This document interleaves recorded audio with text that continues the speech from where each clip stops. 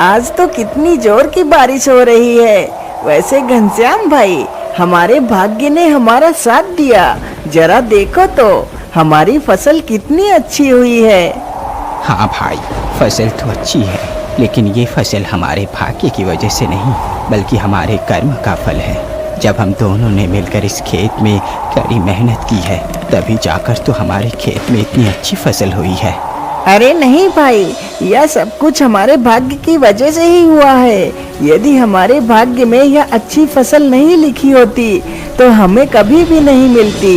इसलिए भाग्य ही बड़ा है। इस बात को लेकर दोनों मित्रों के बीच बहस हो जाती है।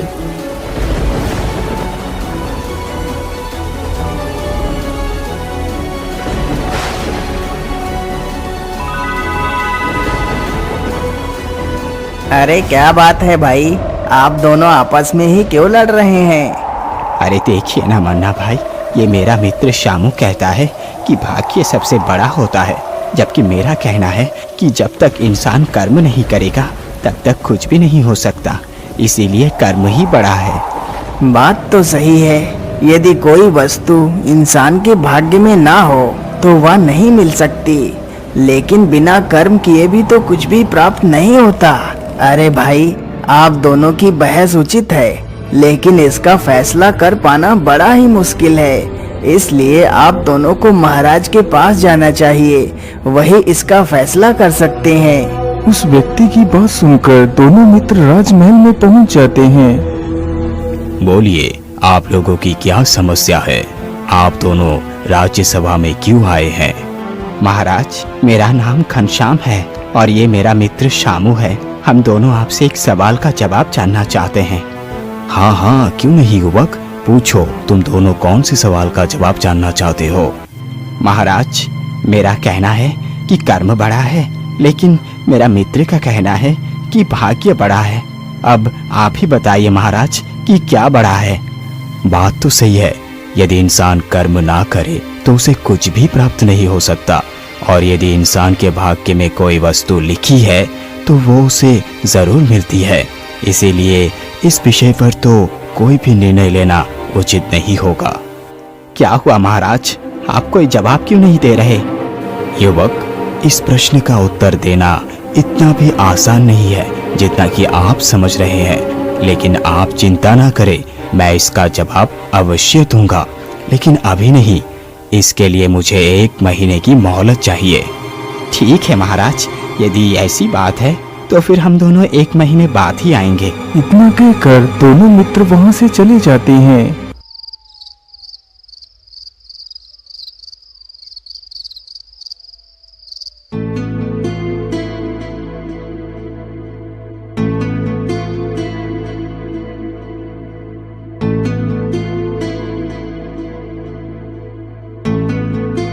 क्या करूं? इस सवाल का जवाब कहां से मिलेगा मुझे? मैं ऐसा करता हूं, कल सुबह ही इस प्रश्न का उत्तर ढूंढने के लिए निकलता हूं।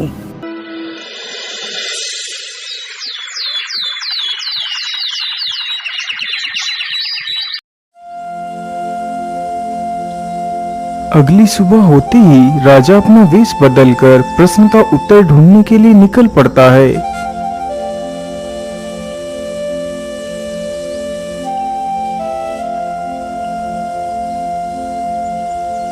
राजा चलते चलते एक नगर के पास से होकर गुजरता है। अरे भाई, जरा आप लोग सावधानी पूर्वक काम करें, कोई भी गड़बड़ी नहीं होनी चाहिए। अगले हफ्ते ही ये सारा सामान मुझे दूसरे देश को ले जाना है। शायद इस प्रकार चलते रहने से ही मुझे मेरी प्रश्न का उत्तर नहीं प्राप्त होगा। मैं ऐसा करता हूँ, इसी सेठ के पास नौकरी कर लेता हूँ, हो सकता है इससे मेरे सवाल का जवाब मिल जाए। इतना सोचकर राजा सेठ के पास जाता है। सेठ जी, मुझे काम पर रख लीजिए, मैं आपका कठिन से कठिन कार्य कर सकता हूँ। ठीक है, मैं तुम्हें काम पर जरूर रख लूंगा, लेकिन तुम्हारे अंदर ऐसी क्या विशेषता है कि मैं तुम्हें काम पर रखूं? सेठ जी, मेरे अंदर यही विशेषता है कि जो कोई कार्य कोई नहीं कर सकता, वो कार्य मैं कर सकता हूँ। मैं आपके मुश्किल समय में बहुत काम आऊंगा। तो फिर ठीक है युवक, मैं तुम्हें प्रत्येक दिन 5 सोने की मोहरें दूंगा।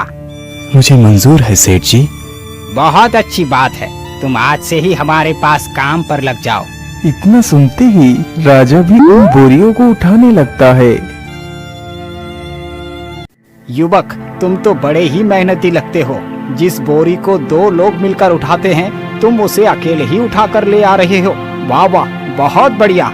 राजा को काम करते करते लगभग शाम होने वाली थी। अरे रुक जाओ युवक, क्या सारा कार्य आज ही कर डालोगे? मैं तुमसे बहुत प्रसन्न हुआ। वैसे तुम्हारा नाम क्या है? सेठ जी, मेरा नाम विक्रम है। अच्छा ठीक है विक्रम, ये लो तुम्हारी आज की मजदूरी, और कल से तुम सुबह समय से आ जाना, ठीक है?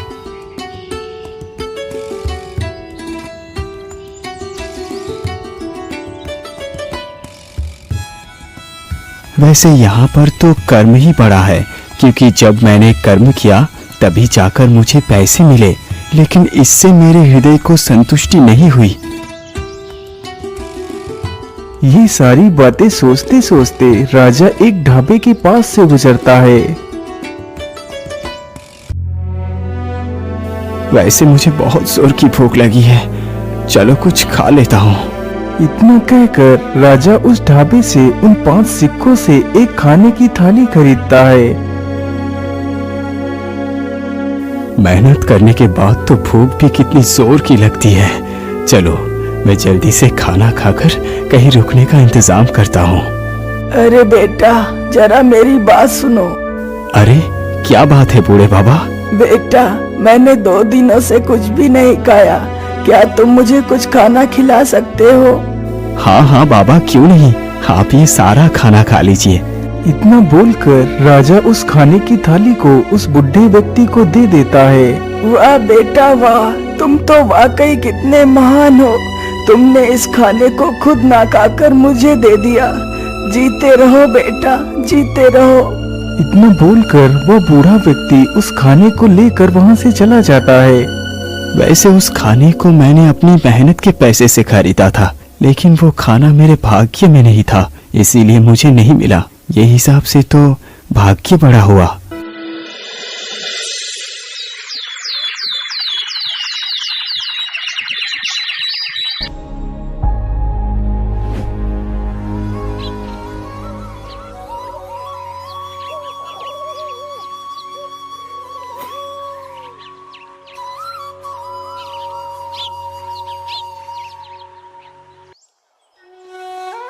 विक्रम, जल्दी से सारा अनाज की बोरियां लाद दे, मुझे जल्दी ही निकलना होगा।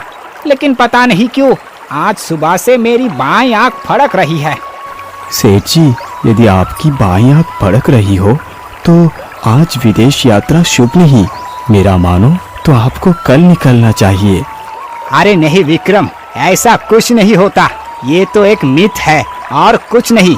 ये सारा अनाज मुझे आज ही पहुंचाना है। सेठ जी, यदि आपकी यही जिद है तो मैं भी आपके साथ चलूंगा। ठीक है विक्रम, तुम भी मेरे साथ चल सकते हो। फिर विक्रम भी जहाज पर चला जाता।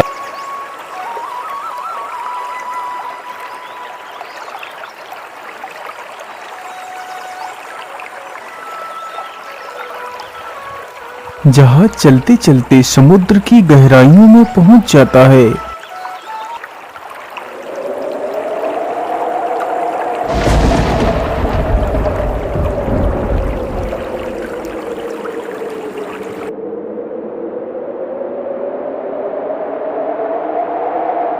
अरे ये क्या, अचानक से ये काले बादल कहाँ से आ गए?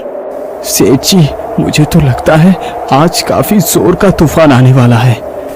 अरे विक्रम, शुभ शुभ बोलो। यदि तूफान आ गया तो हमारा क्या होगा?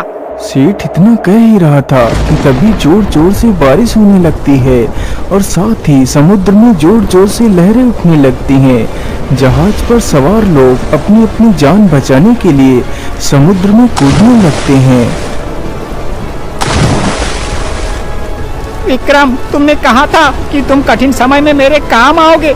आज तो मुझे मेरी मौत सामने खड़ी दिखाई दे रही है। तुम मेरी जान बचाओ विक्रम।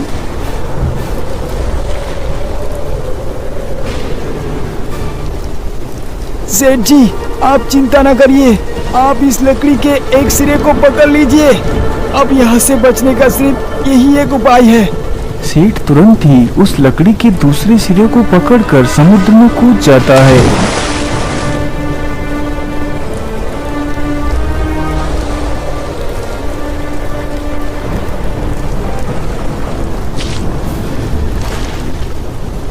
अरे सेठ जी तो बेहोश हो गए। राजा तथा वह सेठ दोनों बहते बहते समुद्र के किनारे पहुंच जाते हैं।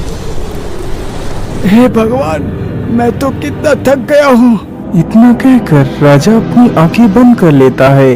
तभी एक मगरमच्छ आता है और सेठ की टांग पकड़कर समुद्र में खींच ले जाता है। कुछ देर बाद ही जब विक्रम की आंखें खुलती हैं तो देखता है कि सेठ वहाँ पर नहीं है। अरे सेठ जी कहाँ चले गए? अभी तो यहाँ पर थे, इतनी जल्दी आखिर कहाँ जा सकते हैं? तभी राजा की नजर जमीन पर पड़ती है जहाँ पर वह मगरमच्छ सेठ को खींचकर ले गया था। अरे ये पैरों के निशान तो एक मगरमच्छ के हैं, तो इसका मतलब सेठ जी को एक मगरमच्छ खींच कर ले गया है। हे प्रभु, मैंने सेठ जी की जान अपने प्रयास से तो बचा ली, लेकिन सेठ जी के भाग्य में जीवन ही नहीं था, इसीलिए उनकी मृत्यु हो गई। लेकिन ये तो कितना बुरा हुआ, मैं सेठ जी की रक्षा नहीं कर पाया। राजा इस बात को सोच सोच कर काफी ज्यादा शोक प्रकट करता है। यहाँ तो दूर दूर तक कोई परिंदा भी नजर नहीं आ रहा। चलो सीधे ही चलता हूँ, हो सकता है कोई नगर ही मिल जाए। इतना सोचकर राजा वहाँ से निकल पड़ता है।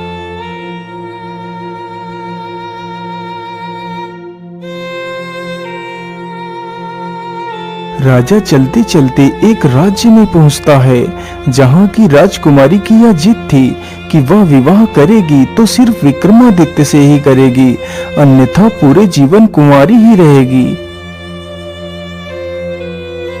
अरे भाई, ये राज्य कौन सा है? भैया यह मंगोलिया राज्य है, लेकिन आप कौन हो भाई? अरे भाई, मैं धारा नगरी का राजा विक्रमादित्य हूँ। तुम विक्रमादित्य हो? ये कैसा मजाक है? मैंने भी विक्रमादित्य के साहस और पराक्रम के बहुत से किस्से सुने हैं। तुम तो विक्रमादित्य नहीं हो सकते। उस व्यक्ति की यह बात सुनकर विक्रम अपनी कहानी उस व्यक्ति को बताता है। कहानी सुनकर व्यक्ति हैरान ही रह जाता है। महाराज, हमारे राज्य की राजकुमारी ने यह प्रण लिया है कि वह अपना विवाह सिर्फ आपके साथ ही करेंगी, अन्यथा पूरे जीवन कुंवारी ही रहेंगी। चलिए महाराज, हमारे साथ राजमहल को चलिए। ठीक है भाई, मुझे अपनी राजकुमारी के महल में ले चलो। वह युवक जल्दी ही राजा विक्रमादित्य को अपने राजा के पास ले जाता है।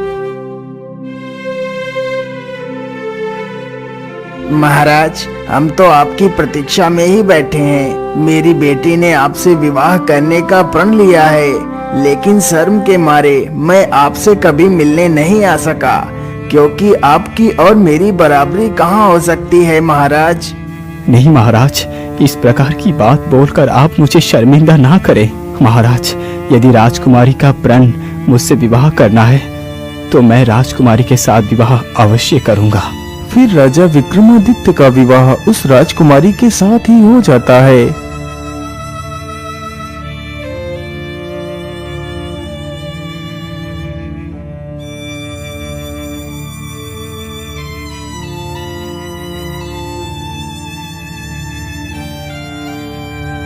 अच्छा महाराज, अब आप मुझे जाने की अनुमति दें। फिर वह दोनों पति पत्नी पैदल ही अपने राज्य के लिए निकल पड़ते हैं। दोनों चलते चलते एक जंगल से होकर गुजरते हैं।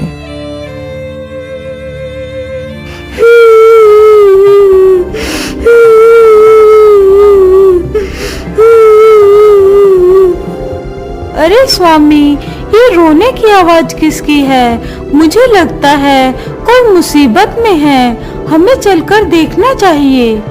हाँ प्रिया, ये आवाज तो इस तरफ से आ रही है, चलो चलकर देखते हैं। इतना कहकर दोनों उसी दिशा में बढ़ते हुए चले जाते हैं जिधर से वह रोने की आवाज आ रही थी। राजा चलते चलते अपनी नजरों को इधर उधर दौड़ाता है।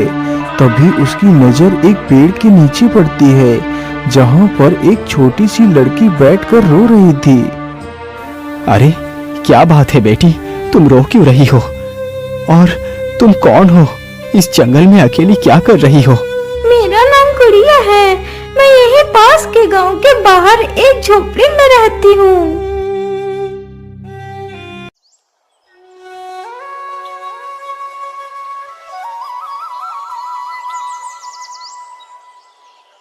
अरे बेटी गुड़िया, अब हम लोग काम पर जा रहे हैं। तुम अपने छोटे भाई का ख्याल रखना और दरवाजा अच्छे से बंद कर लेना।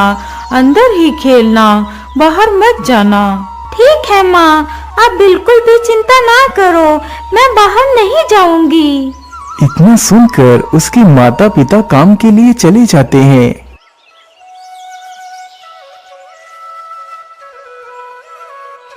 अरे वाह, बाहर तो कितना सुंदर दृश्य है। जरा देखो तो उन प्यारी तितलियों को, कितनी आकर्षक लग रही हैं। मैं ऐसा करती हूँ, थोड़ी देर बाहर चलकर खेल लेती हूँ, फिर अंदर आ जाऊंगी। इतना सोचकर गुड़िया अपने छोटे भाई को लेकर बाहर आती है और उसे वहीं घास पर लिटा देती है और खुद तितलियों के साथ खेलने लगती है। अरे वाह, ये तितली तो कितनी प्यारी है। वह इतना कह ही रही होती है कि तभी एक गिद्धनी उसके भाई को अपने पंजे में दबाकर उड़ जाती है। अरे दोस्त, तू मेरे भाई को कहाँ ले जा रहा है? छोड़ दे मेरे भाई को। बेचारी गुड़िया उस गिद्धनी का पीछा करते करते काफी दूर तक चली जाती है, लेकिन उसे पकड़ नहीं पाती।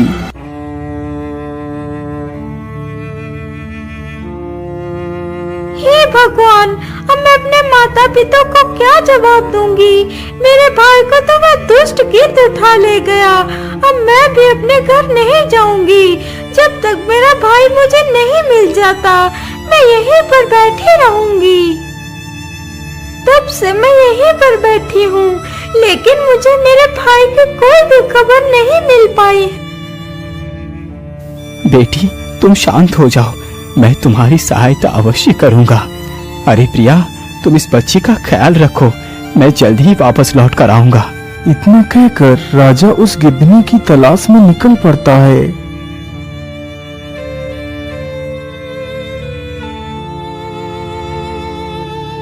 राजा चलते चलते काफी दूर निकल जाता है।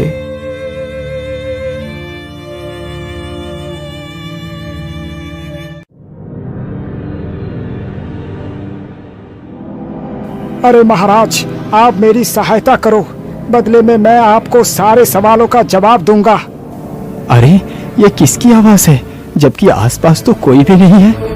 महाराज नीचे देखिए, नीचे मैं एक चूहा हूँ।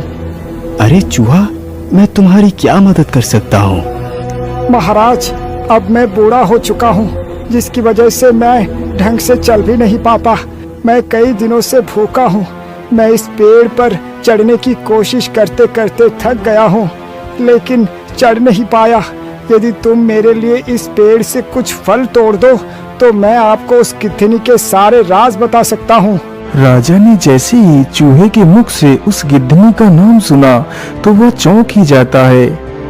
अच्छा ठीक है चूहा, मैं तुम्हारे लिए फल अवश्य तोड़ दूंगा। इतना बोलकर राजा उस पेड़ से कुछ फल तोड़कर चूहे को देता है। अब बताओ चूहे, वो गिद्धनी कहाँ पर है? महाराज, वो कोई गिद्धनी नहीं, बल्कि वो एक आदमखोर डायन है, जो मनुष्यों को शिकार कर उन्हें उबालकर खा जाती है। उससे साधारण इंसान जीत नहीं सकता। चूहा, यदि तुम उस डायन के बारे में इतना सब कुछ जानती हो, तो फिर ये भी अवश्य जानते होगे कि उसका अंत कैसे होगा। हाँ महाराज, मैं ये भी जानता हूँ कि उसका अंत कैसे होगा। तो फिर बताओ मुझे, उसका अंत कैसे होगा? महाराज, उसका अंत करना इतना आसान नहीं। आपसे पहले एक और राजा ने उस डायन को मारने की कोशिश की थी, लेकिन वो असफल रहे, तो उस डायन ने उस राजा को भी मारकर खा लिया। चूहा, तुम मेरे प्राणों की चिंता ना करो, तुम बस मुझे उस डायन को मारने का उपाय बताओ। तो फिर ठीक है, सुनो महाराज, आपको चिल्का नदी से उस चमत्कारी पत्थर को ढूंढ कर लाना होगा। यदि आप उस पत्थर को ढूंढ कर ले आए, तो ये समझो कि उस डायन की मौत निश्चित है। ठीक है चूहा, मैं तैयार हूँ। चलो मुझे उस नदी के पास ले चलो। क्षमा करिए महाराज, लेकिन मैं वहां तक नहीं जा सकता। बस मैं आपको वहां का रास्ता ही बता सकता हूँ। ठीक है चूहे, तुम मुझे वहां का रास्ता ही बता दो। महाराज, आप यहाँ से सीधे चले जाओ, पहाड़ी के उस तरफ ही वो नदी है। इतना सुनकर राजा उस पत्थर की तलाश में निकल पड़ता है।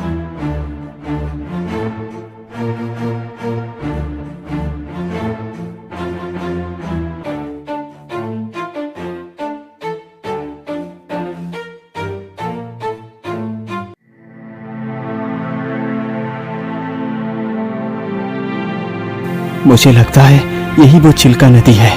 चलो जल्दी से इसके अंदर चलता हूँ।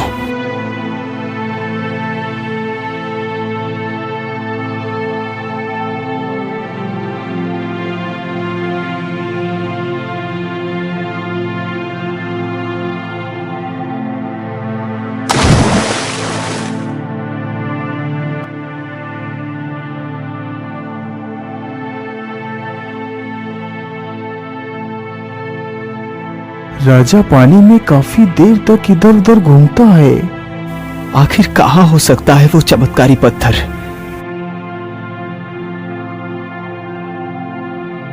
अरे ये गुफा कैसी है? कहीं वो चमत्कारी पत्थर इसी गुफा में तो नहीं है? इतना बोलकर राजा उस गुफा के भीतर घुस जाता है। राजा गुफा के भीतर अपने सेठ को देखता है, जो कि जीवित अवस्था में है और एक पिंजरे में कैद है। अरे मगरमच्छ, मुझे छोड़ दो। तुम्हें मुझे मारकर क्या मिल जाएगा? यदि तुम मुझे छोड़ दोगे तो तुम्हारे लिए रोज रोज एक नया शिकार लेकर आऊंगा। मेरा विश्वास करो। अरे सेठ, तुझे क्या लगता है मैं इतना बड़ा बेवकूफ हूँ जो तुझे जाने दूंगा? तेरी हड्डियां तो मैं चबा चबा कर खाऊंगा। बस 2 दिनों की बात है, जब हमारी महारानी आ जाएगी तब मैं तुम्हारी हड्डियों को खूब चबाऊंगा। तब तक के लिए चुपचाप पिंजरे के अंदर बंद रहो। अरे ये तो हमारे सेठ हैं, लेकिन ये यहाँ पर कैसे आए? राजा चुपचाप उस मगरमच्छ की बातों को सुन रहा था। तभी उसकी नजर पास में रखी एक चमकदार वस्तु पर पड़ती है। अरे ये क्या? कहीं ये वही चमत्कारी पत्थर तो नहीं है? हाँ, जरूर यही वो चमत्कारी पत्थर है। सावधान दुष्ट मगरमच्छ, मेरे रहते हुए तू सेठ का बाल भी बांका नहीं कर सकता। अरे तू कौन है जो सेठ को बचाने के लिए आ गया? मैं राजा विक्रमादित्य हूँ। ये आदमी तो कुछ जाना पहचाना सा लगता है, जैसे मैंने इसे पहले कभी देखा है। अच्छा, तो फिर और भी अच्छी बात है। एक शिकार और सही। इतना कहकर मगरमच्छ राजा की तरफ हमले के लिए बढ़ता है। तभी राजा अपनी तलवार से मगरमच्छ को मौत की नींद सुला देता है। सेठ जी, ये कैसा पिंजरा है? इसका तो कोई भी दरवाजा नहीं है।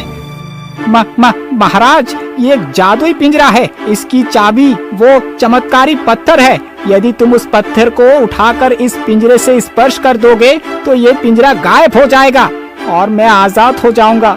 इतना सुनते ही राजा उस पत्थर को उठाकर पिंजरे से स्पर्श कराता है। पत्थर के स्पर्श होते ही वह पिंजरा गायब हो जाता है। चलो सेठ जी, जल्दी से इस नदी के बाहर चलो। फिर वह दोनों जल्दी ही उस नदी से बाहर निकल आते हैं। महाराज, मेरी जान बचाने के लिए आपका बहुत बहुत धन्यवाद। सेठ जी, ये तो मेरा कर्तव्य था। वैसे महाराज, मेरा हृदय ऐसा क्यों कहता है कि मैं पहले भी आपसे मिल चुका हूँ, जबकि सत्य तो ये है कि मैं पहली बार आपसे मिल रहा हूँ। सेठ जी, मैं विक्रमादित्य हूँ, जिसने आपके घर में नौकरी की थी। फिर राजा अपनी सारी कहानी सेठ को सुनाता है। महाराज, मेरे धन्य भाग जो आप जैसे महान राजा के साथ समय बिताने का अवसर मिला। अच्छा सेठ जी, अब मैं चलता हूँ। अभी मुझे और भी जिम्मेदारियों को पूरा करना है। इतना कहकर राजा वापस उस चूहे से मिलने के लिए चल पड़ता है और सेठ वहां से अपने राज्य की ओर चला जाता है। शायद सेठ का जीवन अभी बाकी था, इसीलिए वो मौत के मुंह से भी बचकर बाहर आ गए, क्योंकि उनके भाग्य में अभी मौत नहीं लिखी थी। और यदि मैं कर्म करके यहाँ तक नहीं आता तो शायद सेठ को बचाना संभव नहीं होता। चूहा, मैं उस चमत्कारी पत्थर को ले आया हूँ। बताओ मुझे अब इस पत्थर का क्या करना है। महाराज, आप इस पत्थर को अपनी तलवार में समाहित कर इसे अपनी ताकत बना लो, जिससे एक ही बार में वो दुष्ट डायन परलोक को चली जाए। इतना सुनते ही राजा उस पत्थर को अपनी तलवार से स्पर्श कराता है तो वह चमकीला पत्थर उसी तलवार के अंदर समा जाता है। चूहे, अब तुम मुझे उस डायन तक पहुंचने का रास्ता बताओ। महाराज, आप यहाँ से सीधे दक्षिण दिशा की ओर चले जाइए। जंगल के बीच में एक झोपड़ी बनी है, उसी झोपड़ी में वो डायन रहती है। इतना सुनकर राजा वहाँ से निकल पड़ता।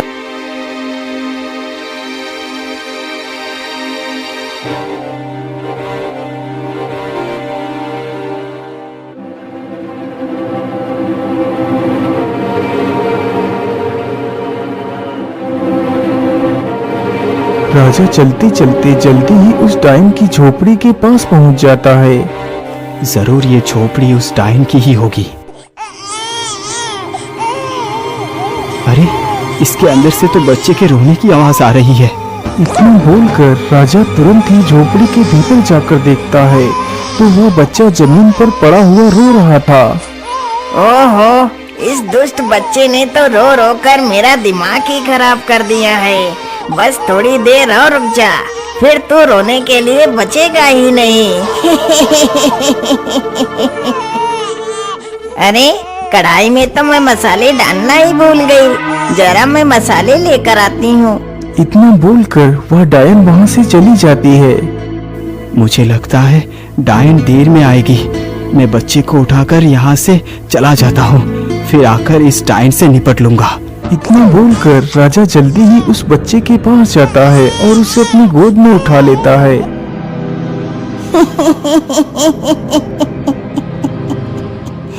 अरे दुष्ट राजा, तुझे क्या लगा तू मेरे न रहने पर मेरे शिकार को चुरा कर ले जा सकता है? तो ये तेरी बहुत बड़ी भूल है। अरे दुष्ट डायन, तुझे क्या लगता है मेरे रहते हुए तू इस बच्चे को नुकसान पहुंचा सकती है? तो ये तेरी भूल है। उसका भी फैसला अभी हो जाएगा, पहले मेरे वार से बच।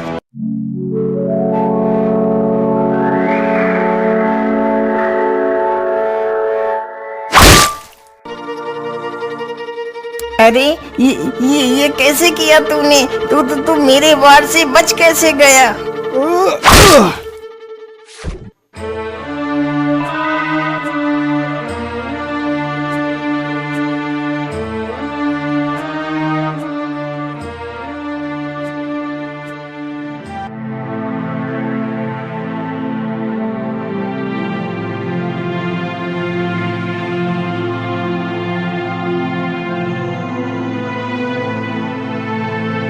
महाराज, आपका बहुत बहुत धन्यवाद। यदि आप मेरे बेटे को नहीं बचाते तो शायद आज मेरा बेटा मेरे पास नहीं होता। मैं आपका ये एहसान कभी नहीं चुका पाऊंगा महाराज। अरे नहीं भाई, ये तो मेरा फर्ज था। अच्छा, अब मैं चलता हूँ। तुम अपना और अपने परिवार का ख्याल रखना।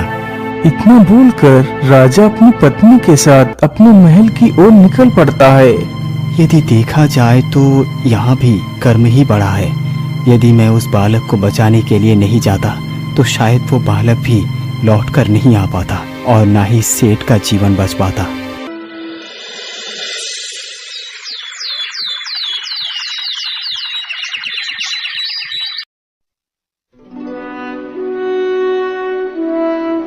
महाराज, आज 1 महीना पूरा हो चुका है। क्या आपको हमारे सवाल का जवाब मिला? हाँ युवक, मुझे तुम दोनों का प्रश्न का उत्तर मिल गया है। तो फिर बताइए ना महाराज, कर्म ही बड़ा है ना? नहीं घनश्याम, कर्म बड़ा नहीं है।